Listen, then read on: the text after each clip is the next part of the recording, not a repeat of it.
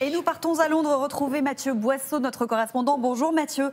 En France, on en a parlé dans le journal, on voit la solidarité se développer envers les Ukrainiens. Comment ça se passe chez vous? Comment la population britannique réagit-elle d'une manière générale?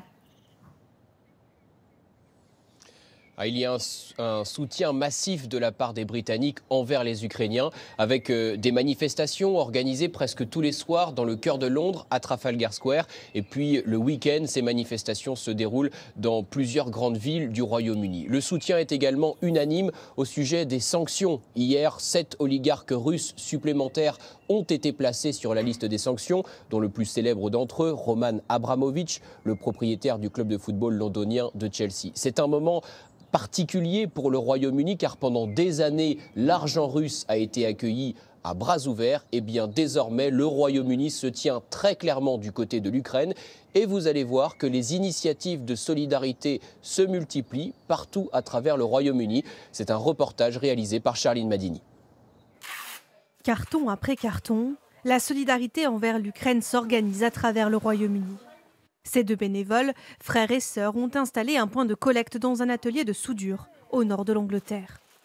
Vêtements, médicaments et produits d'hygiène, des dons qui ne cessent d'affluer tous les jours. Une générosité immense qu'ils doivent désormais orchestrer logistiquement. On travaille avec une association à Manchester, mais on les a submergés de nos dons. Aujourd'hui, le défi, c'est d'envoyer tout ce qu'on a récolté vers l'Ukraine. Pour d'autres, l'aide prend la forme d'un simple café. Dans ce bar, chaque vendredi, les bénéfices sont reversés à une association. Les gens cherchent des moyens pour agir et montrer leur bonté.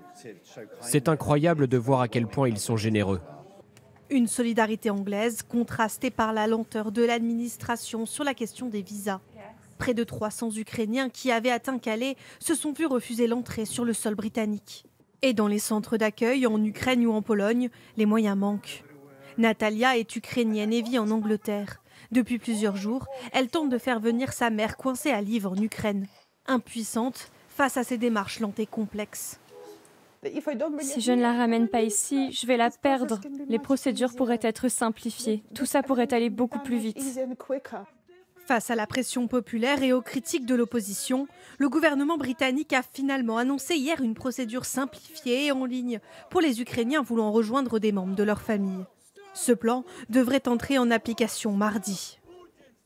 Et Mathieu, est-ce que le gouvernement britannique a aussi annoncé faire des dons ?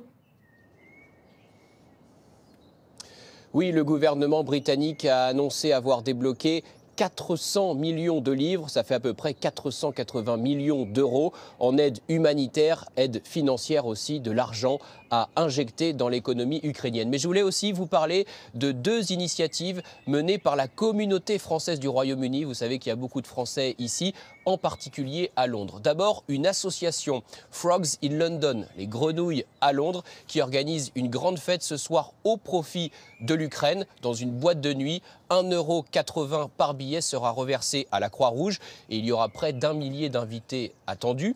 Il y a également l'initiative d'une infirmière puéricultrice, Mathilde Allemand, qui s'est associée à un cabinet dentaire, là aussi pour une collecte de matériel pour les enfants, matériel de premier secours, des biberons, des seringues, des pansements. 20 cartons ont déjà été collectés en une semaine seulement et ce matériel est acheminé vers l'Ukraine grâce à l'une des patientes du cabinet dentaire justement, qui est ukrainienne. Merci beaucoup Mathieu Boisseau en direct de Londres ce matin. Merci à tous les deux.